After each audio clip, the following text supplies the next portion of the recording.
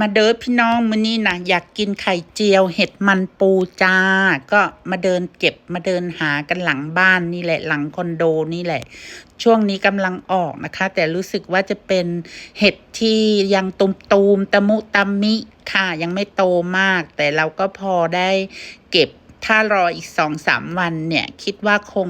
จะพอแบบว่าเก็บได้เยอะอยู่เดี๋ยวจะกลับมาดูอีกครั้งหนึ่งนะคะชวนเพื่อนๆออกมาดูมาเก็บเห็ดด้วยกันค่ะ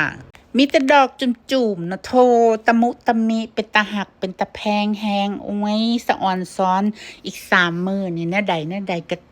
ก็สิบานก็สิงามหั่นนะคิดเบิ่งบ่เป็นหยังเด้อเพราะว่าบ่ได้ไปเก็บใส่ไก่ค่ะเก็บอยู่หลังบ้านนี่แหละตรงตึกสีแดงๆนั่นแหละอยู่หลังคอนโดพอดีบ่ต้องไปไกลย่างมากะ5 นาทีก็คือสิฮอดมื้อนี้ก็เอาให้เบิ่งพอหอมปากหอมคอเนาะสำนี้ก่อนเด้อรู้สึกว่าตอนนี้น่ะเฮ็ดให้พี่กระต่ายตกใจไปก่อนเด้อ